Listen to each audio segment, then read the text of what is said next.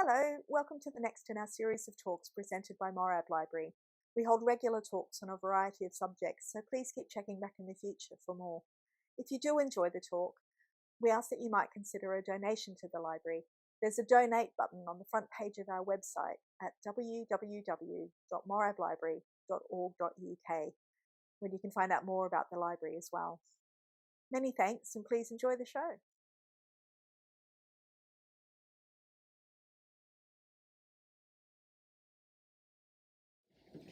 It's my absolute delight today to welcome a friend of the library. We've known Harriet for a little while now. Harriet Gendall is, well, she's a postgrad student. Are you just about finished now? It should be. Harriet's going to introduce herself directly to most of you, to all of you, in more detail, so I'm not going to go into any detail, but suffice to say that in her search for information on her subject today, Harriet found some relevant papers here in the Morrab archives, which is how we got to know her. And just to say, I'm sure you're going to enjoy hearing about her quest to reintroduce pillas wheat to the Cornish fields. So please enjoy, and tea will be served at 3 o'clock. There will be tea and biscuits, and Harriet will be right afterwards to answer more questions. So enjoy. Thank you, Lisa. And thank you everyone so much for coming today. So over the next hour we're going to be taking a really deep dive into the topic of pillas, which is the subject of my PhD. So I'm at the University of Kent, also partnered with Royal Botanic Gardens Kew in London, but I'm based locally. You know, after COVID everything can happen remotely, but it's been amazing for me because although pillas was not entirely restricted to Cornwall. Cornwall was one of its last strongholds and the place from which we have the richest ethnobotanical information about the past significance that it had. And so it's absolutely amazing to be giving the talk to you here at Morrab Gardens. As Lisa mentioned, there were some really significant archival pieces here that sort of helped me develop the story of its history. It's largely an untold story, but also West Penwith was one of its last strongholds. So here we are today. It's a really special place to be, and I'm happy to be talking to you today. So the research that I do more broadly is around lost and forgotten crops, and I'm interested both in what they can reveal about the past, as well as the kind of uses that they might potentially have for this pretty uncertain future that we're having to face. So they can be this sort of toolbox of unexplored materials, and you know, there's potentially so much that they can offer us. So pillas was one of these crops that I came across and have been studying in some depth over the past 3 years. But we're actually going to go firstly to Oxford and 1866. So it's this guy, Thorold Rogers. He was an Oxford economist, and he had this quite ambitious project to basically survey agricultural records of commodity prices throughout, like, basically as far back as he could go. So they began in the 1200s all the way through to the 1860s, and so it would be prices of things like wheat and textiles. And there was some rarer kinds of grain that he came across that he sort of dedicated a special page or series of pages to. And there was something that kept coming up called pilcorn. And he thought, I don't know what this pilcorn is, but perhaps it's seed that's been specially selected or picked for its special goodness, because it was priced generally higher to the other grains, but he couldn't work out exactly what it was. At around the same time, 250 miles or so to the southwest in Cornwall, a cereal crop described as being peculiarly adapted to cold regions and high altitudes, or to rough and exposed ground, as in West Penwith, was on the knife edge of disappearance. And in fact, just 1 year after Thorold Rogers published his works in 1867, the last crop of this cereal, which was known locally as pillas, was harvested allegedly at Sancreed. So the reason that I wanted to start there is firstly because it's this kind of quite poignant time for pillas. It's supposedly the last year that it was ever harvested in Penwith, but also because it's kind of shows how pillas actually persisted for hundreds of years in the margins, kind of like unbeknown to people up in Oxford and other places. And this is kind of like, as I've been researching pillas, it's revealed itself to me as much as it kind of hasn't revealed itself to me. It remains this quite mysterious grain, but I have been able to find out quite a lot about it. And it's always been quite ambiguous that in some sense it's been extremely valued and revered, and it's seen as something very precious. And then in others it's seen as this kind of like lowly thing for poor and marginal grounds that was like easily discarded and abandoned. So I just want to hold those things in mind as we go forward, but also the fact that it has also a wider history and a longer history also in Britain and Ireland. It wasn't exclusive to Cornwall, but because I'm here at Morrab today, it's been an excuse to just go really deep on the Cornish history side of things, so we are going to focus mostly on that today. Okay, so my part in this story begins with a homecoming, and that was in 2017. So I was visiting my grandfather, whose name was Harriet Gendall, on his 93rd and sadly last birthday. So my granddad Richard was quite a well-known Cornish linguist.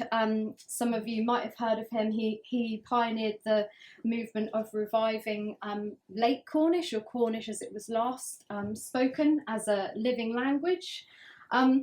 But Grandad was interested in the revival of all things Cornish, and so that led him to also be interested in this particular crop, pillas. You know, it was, for him, it wasn't just the language, it was absolutely everything around it. And so I was visiting him, and I was talking to him and his wife Jan, and I at the time I'd just come back for some research that I'd been doing in Peru. So yeah, I was interested in lost and forgotten crops, and I kind of thought the only place they exist is on the other side of the world, and that's where I was doing my research. I was researching an Andean root crop. So I came back and I was like, Grandad, you know, we should be interested in these lost and forgotten crops. And he looked at me and just said, well, you know, there's a lost crop of Cornwall. And Jan, his wife, then led me into the garden, and they actually had some seedlings growing there, and she gave me a pot of seedlings, and I just thought, wow. But I was completely engrossed in my other research, and I'd started applying for funding to carry on my research in Peru. So I basically put this on the back burner for a few years until in 2020, obviously, we all know what happened. It's a very, very forlorn looking forest there. But I was at home. I was supposed to be traveling out to Peru, but I couldn't. And so I thought, oh my God, what am I going to do for this PhD? And then I suddenly remembered pillas. And I thought, oh, well, I'll just start researching that for a bit, and then, you know, restrictions will lift and I can travel. Anyway, I started delving into it and realised there was just so much to explore that I eventually made it the entire subject of my PhD. So this is the focus of my research, I guess, in a nutshell. One sphere is all around the history, absolutely anything I can find about the history of pillas, and then the other side is exploring the notion of revitalization. Is there a case for reintroducing it? So I have been carrying out experiments in reintroduction, and all the way those things have been feeding insights into one another. So scientific names of plants are quite a useful place to begin with research, because as you've already heard, it was variously known as pillcorn and pillas, and there were other local names. So if you go to a scientific name, you should be able to find more unambiguous information about something.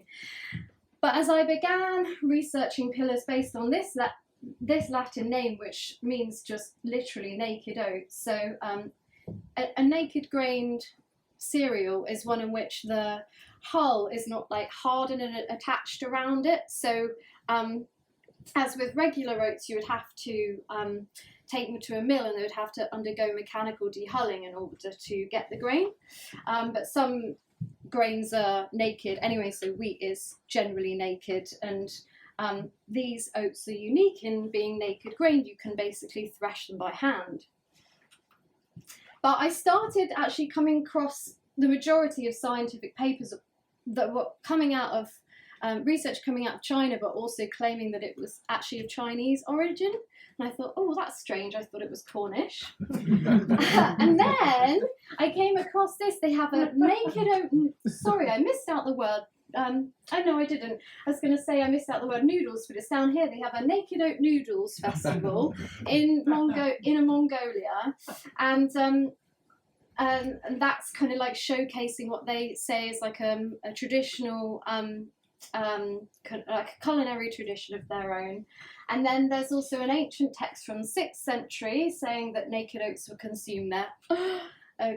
The plot thickens.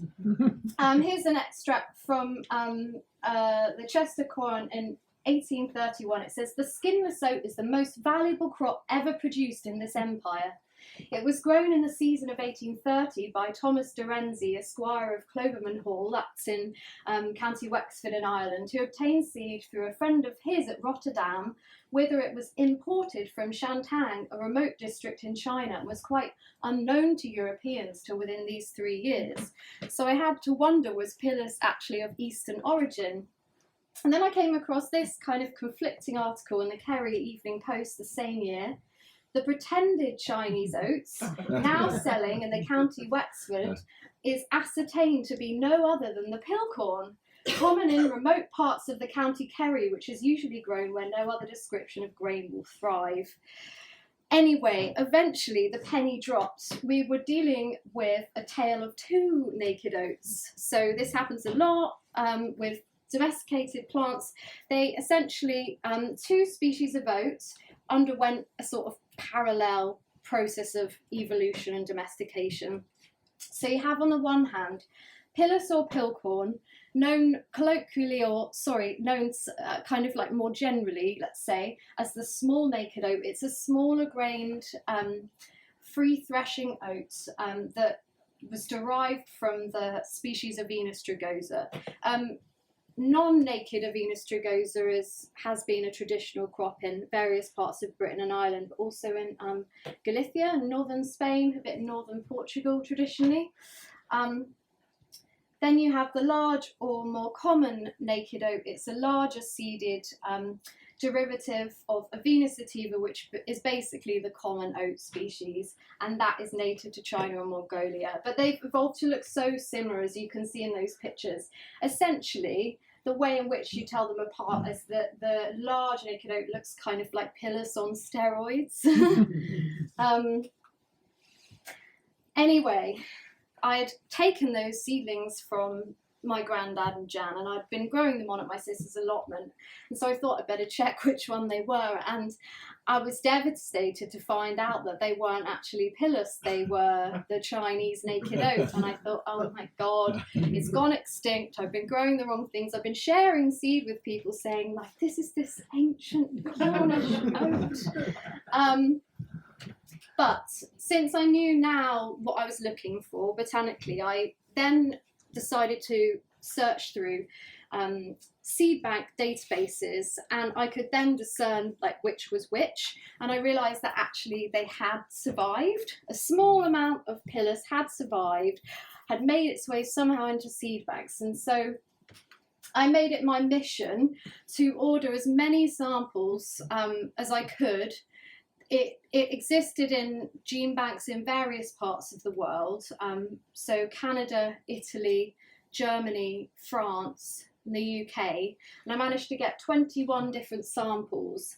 Of those samples, I suspected many to be duplicates, so basically they'd been collected and then sent to a gene bank somewhere else, and then they'd duplicated it and sent it elsewhere. It's basically like an insurance policy for conserving plants, so it's great, but it did mean I didn't really know how much diversity this actually represented. So I basically kept them all separate in that first year. I grew them all out separately, and I was also very conscious that I didn't want them to get eaten because, as you saw, they're a tiny handful of seed in each one. So I built this quite elaborate what I hoped was a pest-proof growing cage. In fact, the rats did get in, but yeah, I sort of took as many measures as I could to ensure that the seedlings were safe. And then I also started diving deeper into its history in Cornwall. So a really powerful way of making links with the past is through toponyms or place names. And this has been one of the parts of my research that I think I've enjoyed the most. I have to give credit to Peter Poole, who some of you probably will have heard of. He's a Cornish linguist and historian, and he produced this really great little book, The Field Names of West Penwith. So he based his research mostly on the tithe maps and apportionments that were recorded in the 1840s, but also on the Lanhydrock Atlas maps. Those are from the 1690s, amazing colourful maps produced by the Robarts family at Lanhydrock, but they owned little bits of land all over Cornwall. And basically he worked out that there were quite a number of fields in West Penwith that were named after pillas. And so I wanted to take his list and actually turn it into a visual, into a map. So I went to Cress and Kerner and was going through all the apportionments and collecting the names, and then trying to link them to the plot numbers on the maps. And I found out that there was actually quite a lot more that he hadn't listed. And then I thought, oh, what if I checked the other parishes? So I began this really long process of basically going through all of the plot names of every single parish in Cornwall. And I eventually came up with this map. So it's been a really long time in the making, because I've also had to basically take all of the names, all of the possible field names, and then consult Cornish language experts, because the name hasn't always just stayed as Pillas, something simple like Pillas Croft. It's mutated over time and it's taken on different spellings, but it might be a bit difficult to see at this size, at this scale, but there are darkest dots which we've ranked as that they're like very, very likely to have corresponded to Pillas. And then I've done the lighter dots, which are that we're not quite so sure, but they're definitely still convincing enough to include in a map. And then there was loads ranked like below that kind of, maybes, but I don't think they were sort of worth putting on there. But I've zoomed into West Penwith because that's probably the part of the map that you're all most interested in seeing, hopefully. And they're dotted all over. Actually, I'm going to go back a second just to sort of point out the spread. Apparently this is a pointer. So yeah, as you can see, it sort of like fades off into the north and east of Cornwall. But actually I was surprised to see that, I knew that they'd be all over West Penwith, but actually we've got like loads in these sort of like hinterlands around like Stithians, Mabe, Gwenap, Budock, down into the Lizards. That was really exciting to see. And then I also kind of created this layer that you can open up if you go into Google Maps, so that you can actually be like going on a walk and then go, oh, there's a Pillas field over there, and you can click on the dot and see what it was called and where, what the source was. And so yeah, maybe eventually this could turn into like a little walking route, or I could get people to sort of ground truth the research by like going and seeing what the field looks like. But it doesn't exactly, it's kind of hard to say like what snapshot in time this represents, because field names are recorded at the time, but they're like legacy names generally, aren't they? And the 1840s tithe maps, that's just a few decades before Pillas is supposed to have disappeared. And most of them are from the tithe maps, and so Pillas wasn't all over Cornwall at that time. So most of them are names that have obviously got handed down. So it's kind of hard to know what this really tells us about, like at what time did the spread of Pillas actually look like that. So I'm going to start like travelling through time with you now, and kind of as early as we can go, which is the late medieval period. There's not much evidence from then, but there have been suggestions that Pillas was actually a really significant crop at that time, particularly on rougher grounds or more marginal land. So at places like Brown Willie and Bodmin Moor on the Scilly Islands, it was thought to have been significant to the local economy, along with crops like rye and barley. So you've got these large granite masses going down the midriff of Cornwall, and even today most or a large proportion of the agricultural land in Cornwall is classified as lower grade. But farmers, historically, they didn't fight it. They kind of, I mean, I want to say they went with the grain. So they would choose crops that would do well on these lands rather than saying like, I want to grow wheat, which they sort of do more often today. And so pillas and rye were really, really important crops during this period. And there's records of pilcorn grown at Tavistock Abbey, which had occupied lands in Cornwall and Devon in the 13th and 14th centuries. Moving into the 1500s and 1600s, there are a few more kind of like specific sources that we can pick up on. So in 1576, William Carnsnew at St. Kew in Bodmin writes in his diary that he sowed some pullus, which we presume is pillas. And then there are a couple of wills, one from Scythians, one from St. Just, noting pillas in their bestols. Oh, and it's an amazing thing going to see these old archival materials, because, you know, someone has literally written this on their deathbed, and it's just so amazing to kind of like consult these and see like the words just jumping out of you off the page. And then this is where I get extremely excited because this is a herbarium specimen that was made by the naturalists John Ray and Francis Willoughby, who did basically like a tour of Europe, researching plants and animals, and they came to Land's End, and at Land's End they collected this specimen of pillas. And it's amazing because they didn't actually write locations for a lot of the stuff that they collected. They would quite often just get something and put it in a book and be like, got that one, you know, it's almost a bit like sort of natural history Pokemon. But this one, they noted down here, Avena nuda, near Land's End, pillas. And then accompanying that in Ray's famous work, Historia Plantarum, he describes the grain. He says, in the further part of Cornwall, near Land's End Peninsula, it is widely cultivated and is sold at a price of no less than that of wheat. Moving into the 1700s, a lot of what we can learn from that period is from William Borlase, which I also expect that many of you have heard of. So he's a natural historian, antiquarian guy, the vicar of Ludgesham. And this page from a diary that or a journal that he wrote when he was visiting the Scilly Islands in the 1750s is actually held here at Morrab Library. And he noted that amongst the various grains that the Scilly Islanders grew, they had barley, they had rye, and they also had pillas. And he drew this sketch of a hand quern that he said that most of the homes had. There was only one major mill on the islands, so all of the corn grinding happened at home. And he said that the pillas, because it wasn't like a regular oat with its hard hull, could actually be ground up quite easily in these hand querns at home.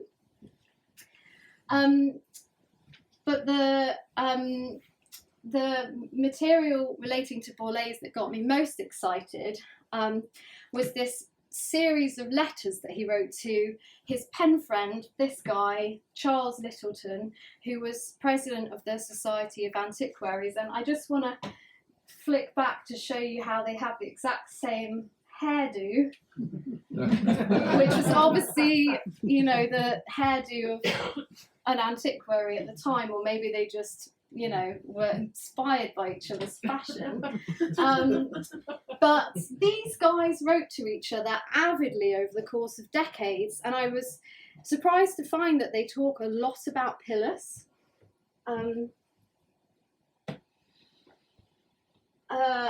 all of Littleton's letters from Borlase are here in Morrab Library, and all of Borlase's letters from him are at the British Library. So I went to both places and read them and sequenced them, and basically worked out that in 1752 Littleton visited Borlase in Ludgvan, and he stayed with him, and then a bit later in the year after that visit he writes to him and says, can I have some pillas seed? Because they'd obviously talked about it. Maybe Borlase had even taken him in a walk round and he'd seen some of it in the field. And he said he'd like to grow some. He's, by the way, based up first in Worcester, and then at some point he moves to Carlisle. So I am now going to read an extract from Borlase's response to him, because I think it's a nice way of sort of transporting us to his writing desk. So in response, Borlase says, by the same ship, Captain Dennis, I've sent 1 gallon of pillas, of which the best account I can collect of it is as follows. We generally sow it in coarse ground after it is grubbed up and dressed. That's the ground, and it prepares the ground for other grain, sown in the beginning of February. If not, the sooner after the better. That's actually really early for sowing a grain, which is quite interesting. An acre will not carry so much pillas, I mean so many bushels, as of wheat or barley. People go tinning so much here that we can't get labourers to cultivate the poor grounds until anything but wheat and barley, but if less tinning, we should have more pillas tilled. When the oats are cleared of their husk by the mill, we call the produce gerts instead of oatmeal. So that's the Cornish word for porridge, but gerts obviously sounds like grits, you can sort of see where that comes from. Oats will make but half its quantity when ground into oatmeal, whereas pillas will make more gerts than the grain put into the mill, which is owing to the smallness of the grain and the little or no husk that it yields. For in threshing, it sheds its husk, as wheat and barley, which, oats will not do. For this reason, among the rest, it is much used in silly. It makes exceedingly good gerts, and is much used in milk porridge, but it doesn't thicken or make flesh broth so smooth and white as oatmeal. Boiled in good water, it's reckoned better than barley for feeding pigs, and in the sheaf it's very nourishing for stored cattle. The reed is thought to make the best straw ropes for thatching corn. So yeah, and thatching, rather than being the thatch itself, would be the rope that tied it down, because it was kind of finer and relatively pliable. So Littleton replies to him that he sowed the pillas seed last spring. It made a vast return, which enabled him to oblige some of his neighbours with a small quantity. And he said, I flatter myself that in a few years, the adjoining barren soil of Staffordshire will be much improved by the culture of this grain. So this is up in the room upstairs, reading Littleton's letters, and jumping on a decade, pillas comes up again in their correspondence. So in the 1760s, Littleton writes to Borlase again, might I, in the name of Mr. Willoughby of Parham and some other curious and ingenious men who turn their thoughts very much to the improvement of husbandry, beg you to send me by the first opportunity a peck or more of pillas seed fit for sowing. And this time Borlase sends him 8 gallons, which is so much seed. And Littleton reports back the following year that his neighbour, Mr. Nicholson, had just reaped his pillas, who had a wonderful increase sufficient to sow 9 or 10 acres from a very small quantity of the parcel that Borlase had sent him. From which he made some very good oaten bread. I think were you talking about bread as you came in? So yeah, it could be interesting to try and bread. And he also said that a gentleman friend in Lancashire had reared a fine calf on it. And he expected to hear of similar successes from northerly of the borders of Scotland. If this can be put into general practice in the neighbourhood, it will prove of vast benefit to this poor country. So they're basically trying to use pillas as a sort of like agricultural improvement in the north. One of the reasons that I find this so interesting is that they, at the time, were of the understanding that pillas was unique to Cornwall, but actually it had been cultivated in the north of England, and it was there until at least this reference at the bottom, at least the 1680s, when it was noted by Plott in his Natural History of Staffordshire. But there are field names in Staffordshire, Derbyshire, Yorkshire, Hampshire, Kent, Gloucestershire, Leicestershire, Cheshire, and other places, loads in Wales, that all kind of indicate that pillis was grown in those places too, and perhaps even longer ago. And a lot of them derive from the Old English pillata, which just again means naked oat. So it is thought that the word pillis is like a loan word into Cornish from English. Pill is peel. It just means peeled or bald or bare or naked, which obviously also has kind of like Latin association. So it's not sure exactly where and when and how far that word goes back and when it came into Cornish. And even just the word pillis means bald or bare, so you can say pedu pilles means bald head. So I had this thought recently that it could be that actually pillis came, you know, it's not that they had the word for bald and then they named pillis after it. It could be that the other way round, that they're naming baldness after this crop that they know. It's worth considering. Yeah, there's a herbarium specimen from the Isle of Anglesey from the 1700s, so it was all over really. But disappearing sooner. So Cornwall, as I say, was one of its last strongholds, and as you've seen in those from those kind of sources before, like Ray describing it as being in Cornwall, lots of writers are describing it as unique to Cornwall. You know, they didn't have the internet. How would they know that this thing was like the absolute other end of the country being cultivated by some farmers there, you know? And that's how things kind of persist in the margins for such a long time. So moving into the 1800s, a guy called Worgan came and did a agricultural survey here. So he was commissioned by the Board of Agriculture to just go around and say, what is everyone growing? How are they doing it? What does agriculture look like here? And he said that the corn crops cultivated in this county are wheat, barley and oats, as well as the avena nuda of Ray in Cornwall called pilles. And he interestingly said that it was generally the farewell crop to a piece of ground that's been completely exhausted of vegetable food by preceding crops of potatoes, wheat and oats, so that it does really well on like low nutrient soils. This plant grows something like the oat, but the straw is much finer, almost as good as hay. The grain is small, about the size of a shelled oat, and it weighs as heavy as wheat per bushel. It's excellent for feeding poultry and pigs. 1 gallon of pillas mixed with 20 of potatoes makes a rich, fattening mess for pigs. And he also interestingly said that having travelled the length and breadth of Cornwall, that in the eastern, southern and northeast parts of the county, people scarcely knew that there was such a grain.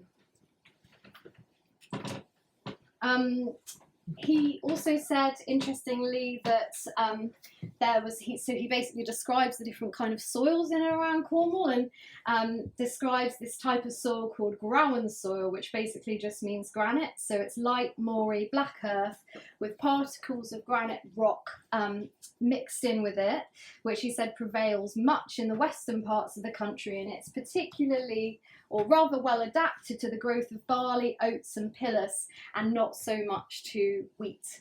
Is also potatoes did quite well in that soil. And then another guy who you might have heard of, Bottrell, the Cornish folk storyteller. So Bottrell gets really interested in the pillis, and he kind of inserts in between his folk tales of giants and mermaids and piskies, he puts these like little vignettes, quite sentimental vignettes of pillis. So in one he describes pillis having been left as an offering for piskies.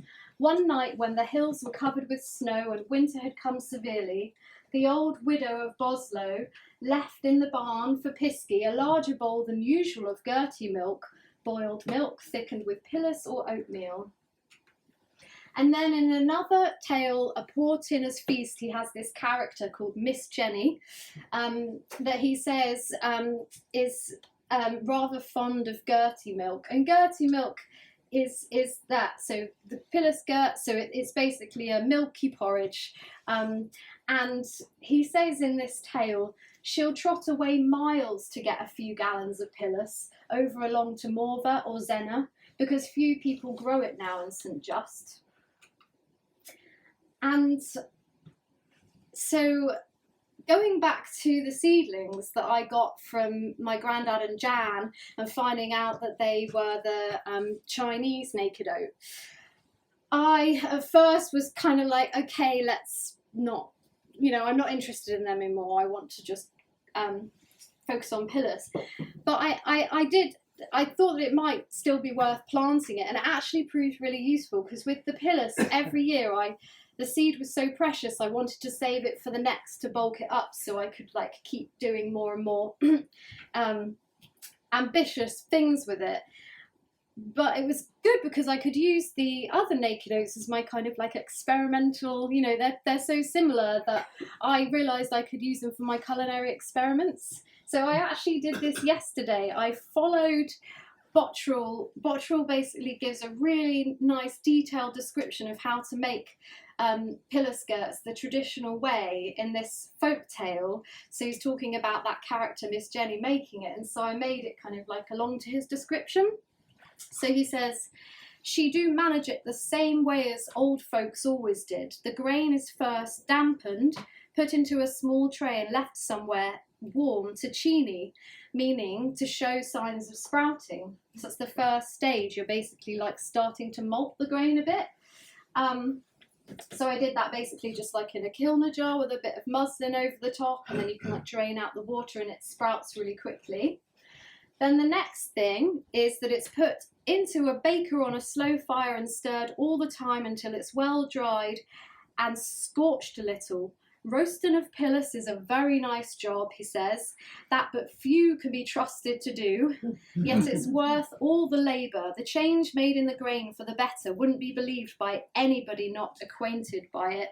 And I noticed as I did this that the grain sort of went a nice golden colour. It just started to smell so tasty, and actually a bit like making popcorn, it starts to crackle in the pan. So that was pretty cool. And then I noticed you can literally just pick one out and eat it.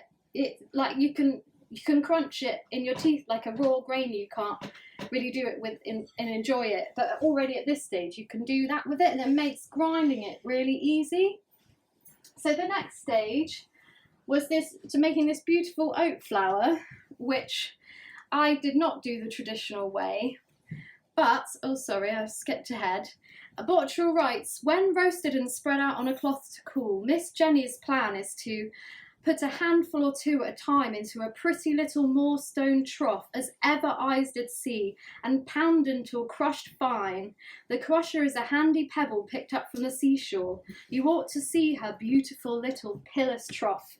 It'll only hold about a gallon, is as smooth as a basin inside and out, and is so light that one can move and about with ease. So he's describing this granite mortar, essentially. I did it with a Nutri-Bonnet. I started with a big pestle and mortar, and then I was like, it's taking a long time. So you can go traditional, or you can basically do this in 1 minute, and that smells so good. And then you can stir in milk and water and make this lovely thickened milk that has this malted, sweet, naturally sweet taste, and nothing is added to it at all, and that is honestly so tasty. So I cannot wait to make it with the real stuff. And interestingly, we put a little shout out on Facebook via the Museum of Cornish Life about Gertie milk, and somebody came back saying that there was a street in Newlyn named Gertie Milk Street in a 19th century census, so I'd quite like to find out what street that is. Another quite interesting thing that came up was that the Museum of Cornish Life, formerly the Helston Museum, one of the first objects that actually came into its collection was a moorstone grain mortar known in Cornwall as a pillas trough, in which the extinct grain pillas or naked oats was pounded with a stone pestle to make gerty milk. And I think that this description so well matches Bottrell's kind of tender description of how exactly the gerty milk was made in his tale, that and also, since it was contributed in the 1930s after pillas has actually gone extinct, that he must have been sort of borrowing, that this description must have been borrowed from that. But by the time of Bottrell's writing, pillas had already gone extinct. So he wrote a newspaper article at the time, in the 1870s, wrote, "Pillas has died out in Cornwall, that from one of the parishes where there was a faint chance of its lingering, Zena, someone has sent our friend, Mr. Bottrell, what the discoverer thought might be a bit of pillas growing wild. It turns out, however, to be darnel." So all of these stuff he wasn't writing sort of, these things weren't having at the time, they were from memory or from others' memories that he was collecting. And I get asked a lot, why did pillas disappear? So I'm just going to try and quickly give you some of my thoughts on that, which they're not entirely exhaustive. I think probably the thing that we absolutely cannot avoid, and which we should think about in a future revitalisation, that is this incredibly small seeded. Like, it's a very, very fine crop. And from the 19th century onwards, you really had crop improvement sort of starts really taking off in the late 19th century. We have, for example, the introduction of potato oat into Cornwall in the early 19th century, and that's even described as being so much bigger than the regular oats that people know here. So bigger, better models started arriving on the scene. But you also have the development of grain processing, so like big flour mills, and basically all of a sudden you can get these imported processed flours. And why would you go and have your plot of pillas and then spend all this time threshing it and grinding it and doing all that when you can just buy it really cheaply from the shops? So those changes were happening, and Bottrell wrote about those. He said that pillas groats was far superior to rice or to many other duty-paid farinaceous matters with strange names that we get from abroad. And then obviously massive advances in agricultural machinery. So, when you got your steam thresher and you can start doing that, like, why focus on your small subsistence agriculture? You can really make a living from this.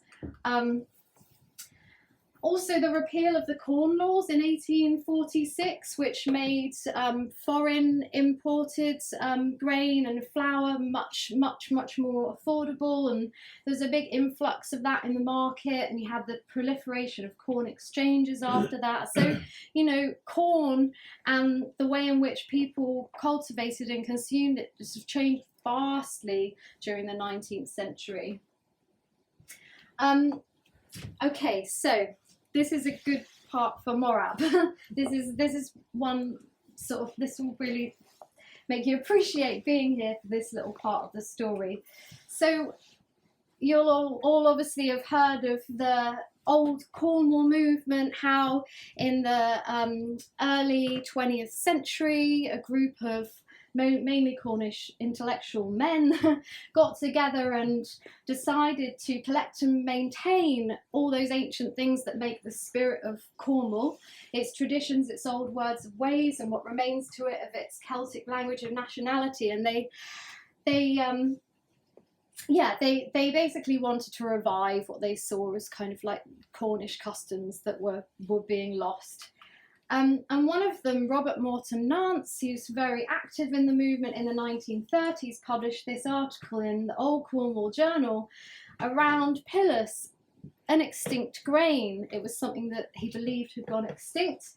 Here's quite an interesting page from his notebook where he's copied that hand quern that Borlase had sketched in the Cillian, so he's researching this. And then we have William Watson. So he was the head gardener at Morrab. And there he is standing outside with his family.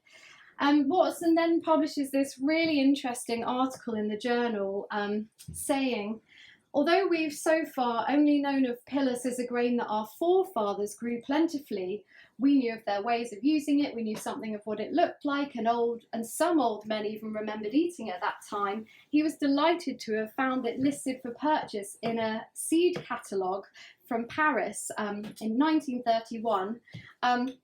So he sent for some seed and grew it in the nursery attached to Morrab Gardens in Penzance, and he said that there was absolutely no doubt that the grain described in the catalogue, Avon knew, was Avena nuda and therefore pillas. When the Celtic Congress was in Cornwall in September 1932, he said that he gave away some ears of the pillas that had grown to a number of people, and he hoped that his Celtic cousins that came along would continue to grow it. And he said pillas is now spread into several districts of Cornwall and is in the hands of so many keen old Cornwall members that it won't be extinct again in our time. There's a newspaper cutting of it at the time, and it was also used as the ceremonial corn at the 1934 Gorsedd, which was held at Paderbury Top near Liscard. But here we have again this case of mistaken identity, and it seems that the naked oats that Watson had found in the seed catalogue weren't actually pillas, but it was that exact same situation with the other kind of naked oat being mistaken for it. So there is a note by Vilmorin, which is the Parisian seed firm, kind of distinguishing between the two oats, and the oats that he acquired were Avoine Nu Grosse, which is basically the large naked oats. So it seems that it wasn't pillas, but I still think it's such an important moment for pillas, because it sort of keeps interest in that crop alive. It's like, it doesn't matter necessarily that it wasn't the right thing botanically, because people were talking about it. And that's the reason that my granddad had heard about it, because he was also part of that kind of legacy of old Cornwall, and that's the reason I found out about it and the reason that I'm talking to you about it today. So what Watson did was like so important for pillas. I think it's also worth noting that in the 1930s, at this time, pill corn was actually still being cultivated in remote parts of Southern Ireland. So again, we have that sort of case of it thought to have been gone somewhere else, but still it exists in another part of the Britain and Ireland. So my revitalisation work, I'm just going to kind of take you on a whistle-stop tour of that as we near the end of the presentation. So going back to 2021, I'd planted those seeds. We had a bit of devastation from some rodents that got into one of the tunnels, and as you can see, they're looking extremely sparse, but we managed to save just like a couple of heads of each of the different samples, and more were saved in the other tunnel. So weighed out all the samples, devised this quite cool little threshing adapted hand mill thing, which is hilarious to look at now because the threshing equipment has come on in the last few years, let me tell you.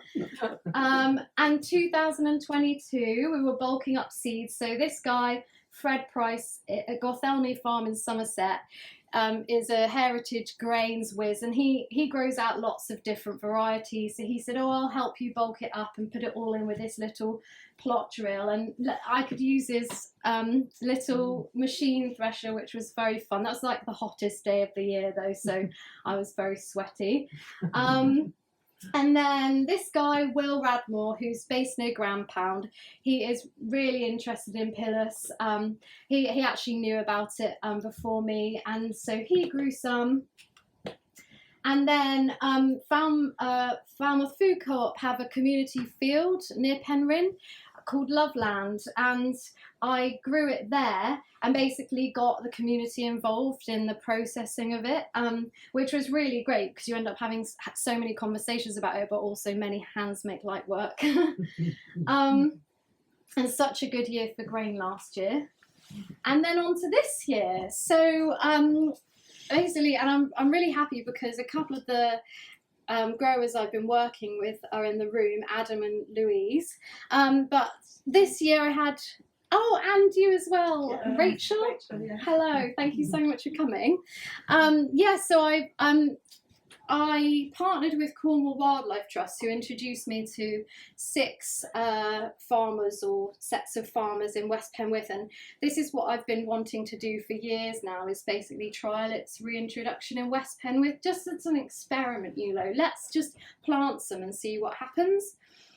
And then in addition to that, there was the farmer near Grandpound who you saw hand reaping there. He wanted to grow more and he put quite a lot in. And then another farmer at Working Woodlands, Trefusis Estate near Flushing, he also grew some in an experimental agroforestry system between saplings. He wanted to try it out as pig feed. And I basically compiled some images and videos of what we've been doing this year. But essentially we put these 100-metre square plots, so 10 by 10 or 4 by 25, whatever kind of suited the farmers. That's Will taking it to the next level with his little mechanical seeder, and he sort of did his own thing, but all the others it was just hand sewn. That just sort of at this scale makes the most sense. And we put it in. There was absolutely nothing done to it once it was in the ground. Apart from that some had rolled it in, because a few of the farmers, they offered up space at the edge of a field that was already being, so it was actually barley in all 3 instances. So they were able to kind of like roll it in for me, but it had the same treatment in all places, which was nothing done to it basically. And it did really different in the different spots. I mean, some of them were already under like a bit of a set sort of cultivation regime. So like the one of them, for example, the field had actually had like a glyphosate treatment first, but then that would contrast with another one where they'd like never actually grown anything there, and they were kind of like clearing the land for the first time. So no surprise that the grain did quite differently. But so we fed some in the sheaf to the pigs at Trefusis Estate, and they are the nicest pigs. There's Tamworths, they're so friendly, but they seem to enjoy it. And Tom was happy with it. This is at Trewidden with Louise, who's come along now. That was the first plot that I planted and the first one that we cut. We harvested that a few weeks ago now. I mean, we had that like burst of nice weather, didn't we? And I keep saying to people, I felt like kind of like a greyhound, like in its cage, like waiting to be like let off on its race with all that rain, and then suddenly it was like the first window of sun, and we just started. Each of them was harvested of an evening, had really nice sun for all of them. This is up at New and Big Field, Rachel's, and also took most of it away in my Peugeot. Although at New and Big it would have filled 4 Peugeots. It was amazing actually. It did so well there, although it kind of did so well that it lodged, it fell over. So I need to work out what's the balance, because it didn't stay standing, but it did produce a lot more. And none of it's been processed yet. It's all in a polytunnel in Stithians, which is like my middle resting ground. Somebody's let me use it as a drying space. But on Sunday I'm hoping to go up to Will's place near Grandpound. I shouldn't be touching that microphone.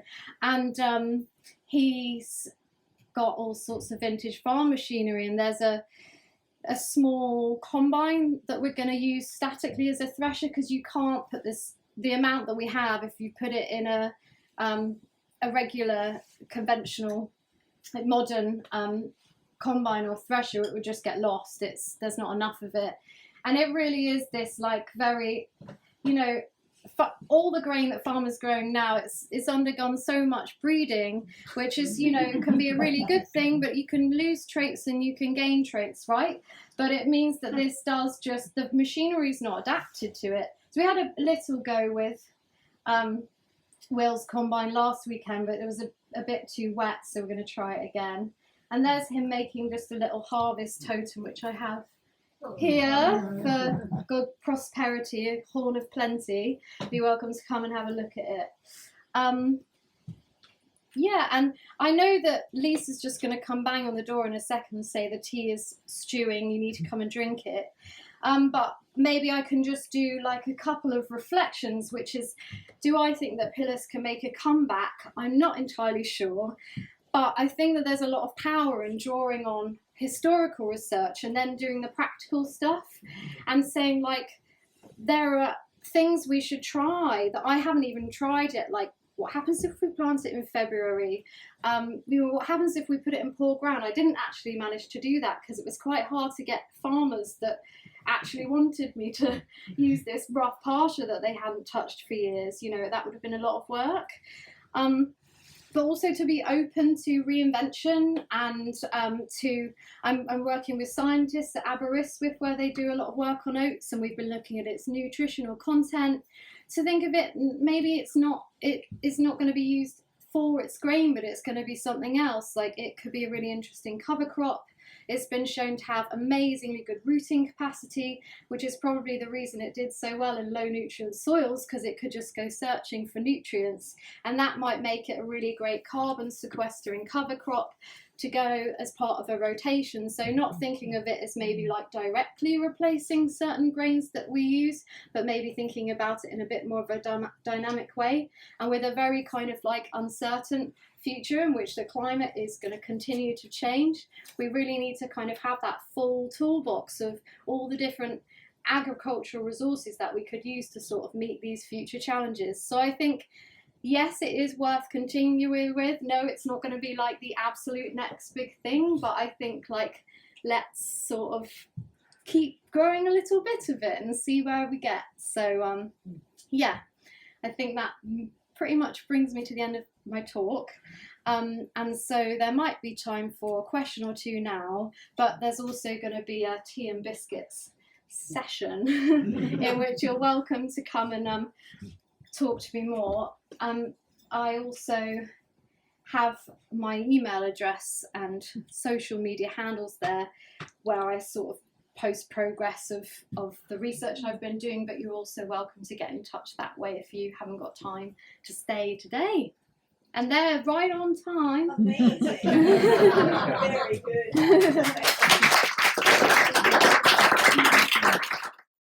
We hope you enjoyed the talk. If you did, please consider a donation to the library. There's a donate button on the front page of our website at www.morrablibrary.org.uk, where you'll also find out more information about us. And don't forget too that we offer free tours of the library every Friday afternoon at 2 o'clock if you're in the area and would like to pop in and have a look around. Thank you so much for your support.